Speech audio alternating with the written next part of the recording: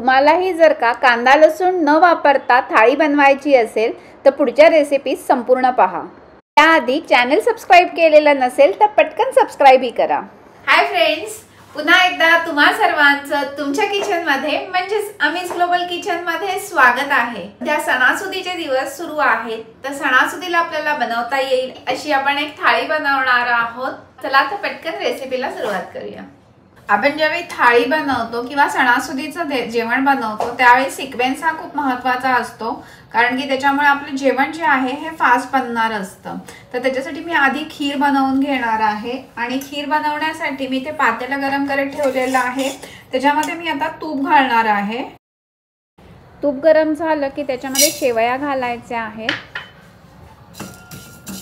शेवया आपल्याला लालसर होईपर्यंत भाजून घ्यायच्या आहेत। आता आपली शेवई जी आहे ही लालसर परतून झालेली आहे। त्यावेळी ह्याच्यामध्ये मी ड्रायफ्रुट्स घालणार आहे आणि ड्रायफ्रुट्स थोडे परतून घ्यायचे आहे। ड्रायफ्रुट्स परतून झालेले त्याच्यावेळी मी ह्याच्यामध्ये दूध घालणार आहे। तुम्ही गरम केलेलं दूध घाला, मी इथे कच्चंच दूध घालणार आहे। आता आपल्याला फटाफट जर का काम करायचं असेल तर ह्याच्यासाठी आता मी हे दुधाला उकळी येईपर्यंत दूध जे आहे हे शिफ्ट करणार आहे दुसऱ्या गॅसवर। तोपर्यंत आपण मोदकासाठी लागणारी त्याची चून बनवून घेणार आहोत किंवा मोदकाचं सारण बनवून घ्यायचं आहे। पुन्हा मी एकदा कढईमध्ये तूप घालणार आहे। तूप गरम झाल्यावर त्याच्यामध्ये मी खोबरं घालणार आहे आणि त्याच्यामध्ये घालायचं आहे गूळ चिरलेला। इथे मी 2 कप खोबरं होतं, त्याच्यासाठी जवळजवळ पाऊण कप इतका गूळ घेतलेला आहे। तुम्ही तुमच्या आवडीनुसार कमी जास्त गूळ करू शकता।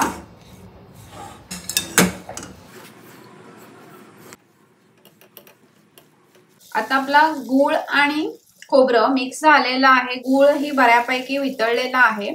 त्यावेळी ह्याच्यामध्ये मी जायफळ किसून घालणार आहे। आता गूळ आणि खोबरं छान एकत्र झालेलं आहे। आता हे सारण घेऊन साईडला ठेवून देणार आहे। आता सारण होईपर्यंत इथे दुधालाही छान उकळी आलेली आहे। आता ह्याच्यामध्ये वेलची पावडर घालणार आहे। आता ह्याच्यामध्ये साखर घालणार आहे आणि खीर आता छान अशी आपण उकळवून घेणार आहोत। आता इथे आपली खीरही तयार झालेली आहे। दुधाला थोडा घट्टपणा आला की आपली खीर झाली असं समजायचं। आता मी हीट ऑफ करते। आपली आता एक पदार्थ तयार झालेला आहे। आता आपण अळूचं फतफद बनवणार आहोत। त्याच्यासाठी मी कुकरमध्ये आधी अळू शिजवून घेणार आहे। त्याच्यासाठी मी ह्याच्यामध्ये 1 चमचा इतकं तेल घातलेलं आहे। तेल गरम झालं की त्यामध्ये मेथी घालायची आहे आणि मेथी थोडीशी लालसर झाली की त्याच्यामध्ये आपल्याला घालायचं आहे अळू आणि त्याच्यामध्ये घालणार आहे मी आंबट चुका। आंबट चुक्यामुळे अळूच्या भाजीला आपण चिंच घालतो ती कमी घालावी लागते आणि त्याचप्रमाणे भाजी मिळून येण्यासाठीही त्याचा उपयोग होतो। तर हे आपण थोडं परतून घेऊया।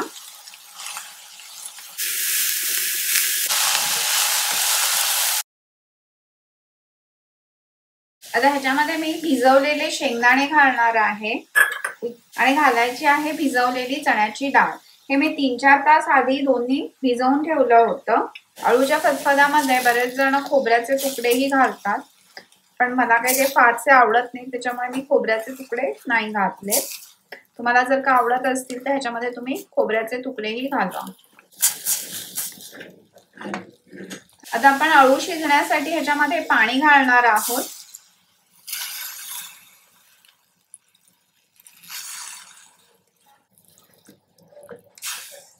अळू बुडेल इतपत आपल्याला पाणी घालायचं आहे आणि आता मी कुकरचं झाकण बंद करून अळू शिजवून घेणार आहे। 3 शिट्ट्या आपण करून घेणार आहोत। आता मी पडवळाची भाजी करणार आहे। त्याच्यासाठी मी कढई गरम करत ठेवली आहे आणि त्याच्यामध्ये तेल घालणार आहे। आता तेल गरम झालेलं आहे त्यावेळी ह्याच्यामध्ये राई घालायची आहे।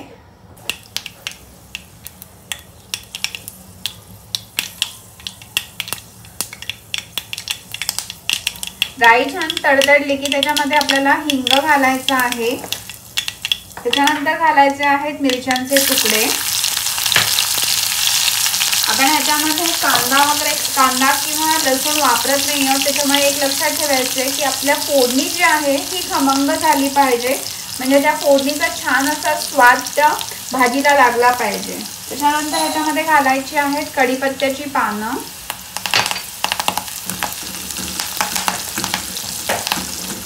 आणि ह्याच्यामध्ये घालायचे आहे चिरलेला पडवळ।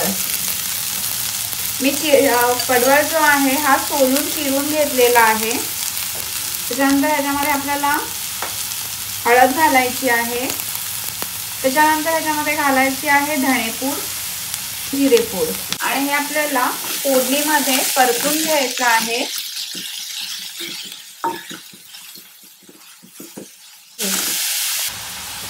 ही लो केलेली आहे आणि त्याच्यानंतर मी ह्याच्यात झाकण ठेवणार आहे आणि आपण पडवळ शिजवून घेणार आहोत। आता ही भाजी मी दुसऱ्या गॅसवर शिफ्ट करणार आहे आणि आपण तोपर्यंत आपली अळूची भाजी करून घेणार आहोत। आता आपण कुकर उघडून पाहूया। ह्या ठिकाणी अळू छान शिजलेला आहे आणि ह्याच्यामध्ये चण्याची डाळ ही एकदम शिजलेली आहे, त्याचं एकदम पीठ होतंय। आपण अळू एकदम बारीक चिरल्यामुळे भाजी छान मिक्स झालेली आहे, त्याच्यामुळे अळूची पानं चिरताना आपण हा प्रयत्न करायचा की ती एकदम बारीक चिरली गेली पाहिजे। आता ह्याच्यामध्ये मी बेसन घालणार आहे। इथे मी बेसन घेतलेलं आहे, हे 1.5 टेबलस्पून इतकं बेसन आहे। ह्या बेसनमध्ये मी पाणी घालणार आहे आणि हे पातळ बनवून घेणार, जी पातळ अशी पेस्ट बनवून घेणार आहे। आता आपण याची पुढची कृती करेपर्यंत मी इथे भाजी चेक करणार आहे पडवळाची। आपली ते पडवळाची भाजी शिजलेली आहे। आपण हे पडवळ तोडून बघितल्यानंतर अलगद तुटता येते। ह्याच्यामध्ये मीठ घालायचंय। आपल्याला ज्यावेळी थाळी बनवायची असते किंवा घरी आपण ज्यावेळी मील प्लॅन करत असतो त्यावेळी भाज्या सिलेक्ट करतानाही अशा सिलेक्ट करायच्या की ज्या पटकन बनतील, जसं की पडवळ असेल, ह्या भाज्या पटकन शिजतात आणि त्याच्यामुळे जेवण बनवायला आपल्याला फार कमी वेळ लागतो। भाजीमध्ये ओला नारळ घालायचा आहे। त्याच्यानंतर किंचित अशी साखर घालायची आहे आणि भाजी मिक्स करून हीट बंद करणार आहे। आता आपली पडवळाची भाजी ही तयार झालेली आहे। आता ही बेसनची पेस्ट मी अळूच्या भाजीमध्ये घालणार आहे। त्याच्यानंतर ह्याच्यामध्ये मी इथे चिंच आणि गूळ भिजत घातला होता, हा कोळ जो आहे हा भाजीमध्ये घालायचा आहे। त्याच्यानंतर ह्याच्यामध्ये मी घालणार आहे हे जिरं आणि सुकं खोबरं दोन्ही भाजून घेतलं होतं आणि त्यात ते कुटून घेतलेलं आहे, ते मी आता भाजीमध्ये घालणार आहे। इथे मी पॅन मध्ये तेल गरम करून घेणार आहे। आता तेल गरम झालेलं आहे त्यावेळी ह्याच्यामध्ये राई घालायची आहे। राई तडतडली की त्याच्यामध्ये लाल सुक्या मिरच्या घालायच्या आहेत। त्याच्यानंतर घालायचं आहे हिंग, कढीपत्त्याची पानं, त्याच्यानंतर हा आहे घरगुती लाल मसाला, हळद। आपली फोडणीचा छान खमंग वास आला की त्याच्यामध्ये आपण मगाच आपलं अळू शिजवून घेतलेलं आहे ते घालायचं आहे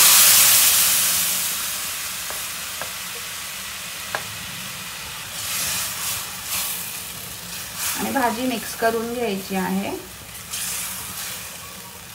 भाजी फोडणीला घातल्यावर त्याचा इतका सुंदर खमंग वास आलेला आहे। आता ह्याच्यामध्ये मी पाणी घालणार आहे। पाणी थोडं घालताना गरम घालायचं आहे, कितपत पातळ हवंय त्याच्याप्रमाणे पाणी घालायचे, कारण की भाजी जी आहे हे चिंच गूळ घातल्यामुळे ठीक होणार आहे आणि आपल्याला भाजी उकळवून घ्यायची आहे। आता ह्याच्यामध्ये मी मीठ घालणार आहे, चवीनुसार मीठ घालायचंय। आता भाजीला झाकण ठेवून छान थोडा वेळ उकळू द्यायची आहे, म्हणजे त्याच्यामध्ये सगळ्या मसाल्यांचा स्वाद उतरला पाहिजे। आता मी मसाले भात बनवणार आहे। आता मसाले भातासाठी मी पातेल्यामध्ये तेल घेणार आहे। तेल गरम झाल्यानंतर त्याच्यामध्ये मी कढीपत्त्याची पानं घालणार आहे। इथे आपण कांदा किंवा लसूण वापरत नाही आहोत। त्याच्यानंतर घालायचं आहे हिंग आणि त्याच्यावर मी मटारचे दाणे घालणार आहे।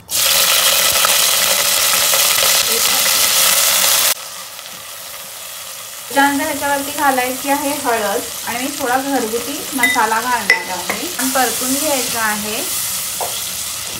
आणि ह्याच्यावरती भिजवलेले तांदूळ घालणार आहे। अर्धा तासापूर्वी तांदूळ स्वच्छ धुवून भिजवून घेतला होता आणि त्यात थोड्या वेळाने पाणी काढून टाकलं होतं।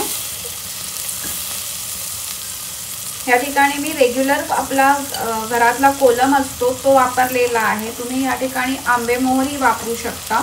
आपल्या चॅनलवर ऑलरेडी मसाले भाताची रेसिपी आहे, पण त्याच्यामध्ये मी कांदा आणि लसूण वापरलेला आहे। आज आपण जो मसाले भात बनवतोय तो फक्त कांदा आणि लसूण न वापरता बनवतोय। बाकीची कृती जी आहे ही तशीच आहे। त्याच्यानंतर ह्याच्यामध्ये तुम्ही काळा मसाला घालू शकता, पण काळा मसाला जर का अवेलेबल नसेल तर त्याच्यामध्ये ही मी मसाल्याची एक गोळी वाटून घेतलेली आहे। ही तुम्हाला आपली मसाले भाताची जी रेसिपी आहे त्याच्यामध्ये सांगितलेली आहे आणि ह्या मसाल्याच्या गोळीचे इन्ग्रेडियंट्स मी तुम्हाला डिस्क्रिप्शन बॉक्समध्येही देईनच।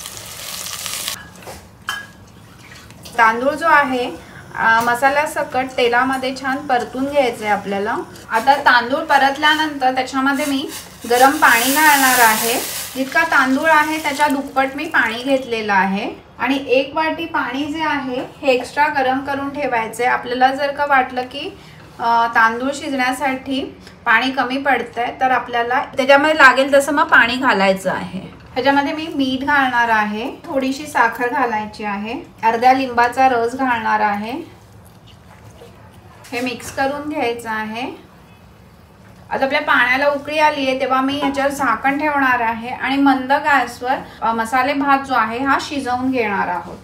आता आपण अळूची भाजी चेक करणार आहोत। भाजीचा रंग तुम्हाला दिसत असेल की जसं आपण हॉटेलमध्ये खातो जनरली थाळ्यांमध्ये तसाच रंग आलेला आहे आणि चवीलाही तशीच झालेली आहे। फक्त बाहेर मिळणारी भाजी जी आहे ही अजून गोड असते आणि ती गोड करण्यासाठी मी ह्याच्यामध्ये साखर घालणार आहे थोडीशी। आणि हे अळूची भाजी कितपत शिजवायची तर आपल्या ह्याच्यामधलं बेसन जे घातलेलं आहे हे व्यवस्थित शिजलं पाहिजे। त्याच्यामध्ये मी साखर घातलेली आहे। साखर घातल्यानंतर भाजी थोडी उकळू द्यायची आहे। आता भाजीला आपली साखर घातल्यानंतर छान उकळी आलेली आहे। आता मी भाजी उतरवून ठेवणार आहे। अशा पद्धतीने आपला तिसरा प्रकारही तयार झालेला आहे। आता इथे मसाल्या भातामधलं पाणी पूर्णपणे आटलेलं आहे आणि भात आपला शिजला नाहीये, त्यावेळी मी ह्याच्यामध्ये आता मगाशी जे गरम केलेलं पाणी होतं ते घालणार आहे आणि ह्याच्या खाली मी तवा लावून भात शिजवून घेणार आहे। आपला मसाला भात होईपर्यंत मी इथे कुकर लावलेला आहे, वरण भाताचा कुकर लावलेला आहे आणि मी त्याचबरोबर पोळ्याही करून घेणार आहे। पोळ्या मीन्स चपात्या। आता आपला मसाले भात तयार झालेला आहे। मी हीट बंद केलेली आहे आणि त्याच्यावरती खोबरं पेरायचं आहे। त्याच्यानंतर थोडी कोथिंबीर घालायची आहे आणि झाकून मी बाजूला ठेवून देणार आहे। आपला चौथा पदार्थही तयार झालेला आहे।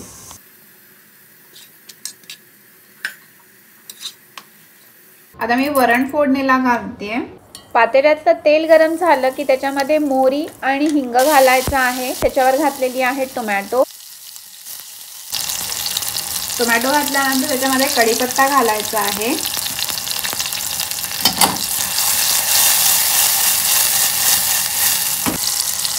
आणि त्याच्यावर डाळ घालायची शिजवलेली, ही मुगाची शिजवलेली डाळ आहे। आता मी ह्याच्यामध्ये मीठ घातलेलं आहे आणि वरणाची कन्सिस्टन्सी ॲडजस्ट करण्यासाठी मी ह्याच्यामध्ये गरम पाणी घालणार आहे। तर मी ह्याची कन्सिस्टन्सी ॲडजस्ट करण्यासाठी पाणी घातलेलं आहे आणि वरण मी छान असं उकळवून घेणार आहे। आता मी मोदक बनवणार आहे। मोदक बनवण्यासाठी मी इथे मोदकाचं पीठ आहे तितकंच मी पाणी घेतलेलं आहे। त्याच्यानंतर ह्याच्यामध्ये 2 चमचे दूध घालायचं आहे, थोडंसं मीठ घालायचं आहे ह्याच्यामध्ये। त्याच्यानंतर ह्याच्यामध्ये 1 चमचा तूप घालायचं आहे। आता पाण्याला उकळी येण्यासाठी मी याच्यावर झाकण ठेवणार आहे। आता आपण झाकण काढूया। आता पाण्याला उकळी आलेली आहे त्यावेळी ह्याच्यामध्ये आपण तांदळाचं पीठ घालायचं आहे आणि हीट बंद करायची आहे। आणि आता मी ह्याच्यावर झाकण ठेवून वाफ जी आहे ही ह्याच्यामध्ये मुरू द्यायची आहे। आता हे पीठ झाकून ठेवणार आहे आणि मी पुढची तयारी करणार आहे। आता खमंग काकडी मी बनवणार आहे। त्याच्यासाठी मी इथे काकडी जी आहे ही बारीक चिरून घेतलेली आहे आणि त्याला चोचून घेणं म्हणतात। एकदम फाईन अशी काकडी कट करून घ्यायची आहे। त्याला थोडं मीठ लावून ठेवायचं आहे। लावलेली काकडी आता आपण साईडला ठेवून देणार आहोत। आता पिठामध्ये वाफ मुरलेली आहे, त्यावेळी आता आपण पीठ मळून घेणार आहोत। आता मी पीठ जे आहे हे परातीमध्ये काढणार आहे आणि हे खूप गरम आहे त्यामुळे हाताला चटका लागतो, त्यावेळी तिचा वापर करायचा आहे। आता पीठ जे आहे हे थोडा पाण्याचा हात लावून मळून घ्यायचं आहे। पीठ मळून झालेलं आहे, त्याचे आता मी गोळे बनवून घेते। इथे मी मोदक जो आहे हा त्याची पारी बनवण्यासाठी मी प्रेस मशीनचा वापर करणार आहे, म्हणजे आपले मोदक जे आहेत हे फटाफट बनतात।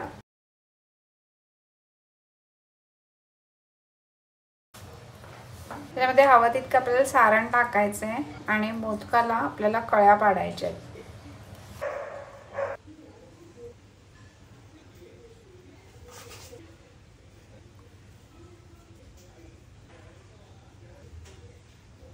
आता मोदक तयार झालेला आहे।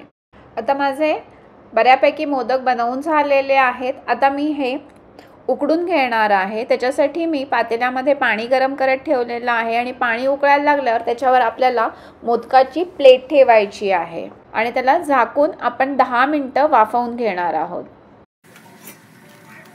आपले मोदक उकडून झालेले आहेत। इथे मी फ्राईंग पॅन मध्ये अळूवडी तळण्यासाठी तेल घेतलेलं आहे आणि कढईमध्ये बटाट्याची भजी तळण्यासाठी तेल गरम करत ठेवलेलं आहे। आता मी अळूवडी फ्राय करून घेणार आहे। अळूवडीचा रोल जो आहे हा मी आदल्या दिवशीच बनवून ठेवला होता आणि दोन्ही साइडने छान खरपूस अशी अळूवडी तळून घेतलेली आहे। मी भजी तळून घेणार आहे। बटाट्याचे स्लाइसेस बेसनच्या मिश्रणामध्ये घोळवून गरम तेलामध्ये घातलेले आहेत आणि ते छान असे खरपूस होईपर्यंत आपण तळून घेणार आहोत। आणि आता बटाट्याची भजी ही मस्त अशी तयार झालेली आहे। आता मगाशी मीठ लावलेल्या काकडीमधलं मी दाबून पाणी काढून घेणार आहे। खमंग काकडीमध्ये आता मी मिरची घालणार आहे। मिरची बारीक चिरून घालायची आहे किंवा तुम्ही ठेचून घेतलीत तरी पण चालेल। त्यानंतर घालायचं दाण्याचा कूट, जवळजवळ 1 टेबलस्पून इतका दाण्याचा कूट घालायचा आहे। खवलेला नारळ, कोथिंबीर, त्यानंतर ह्याच्यामध्ये मीठ घालायचे, नंतर साखर घालायची आहे, लिंबाचा रस। त्या कढल्यामध्ये तेल गरम करून घेतलेले आहे, त्याच्यामध्ये जिरं घालायचं आहे, हिंग टाकायचे आणि आता ही फोडणी आपण काकडीच्या कोशिंबिरीवर घालणार आहोत आणि आता हे मिक्स करून घ्यायचं आहे। आता आपली खमंग काकडी ही तयार झालेली आहे। टेम्पटिंग अशी दिसणारी, सणासुदीला तुम्ही बनवू शकाल अशी मस्त अशी थाळी आता आपली बनवून तयार झालेली आहे। लवकरच गणेशोत्सव येतोय, त्यावेळी तुम्ही गणपतीच्या नैवेद्यासाठी ही थाळी नक्की ट्राय करू शकता, कारण की ह्याच्यामध्ये आपण कांदा लसूण काहीच वापरलेलं नाहीये। तर ह्या रेसिपीज तुम्हाला आवडल्या असतील तर चॅनलला लाईक करा, शेअर करा आणि चॅनल सबस्क्राइब करायला विसरू नका। बेल आयकॉनवरही प्रेस करा।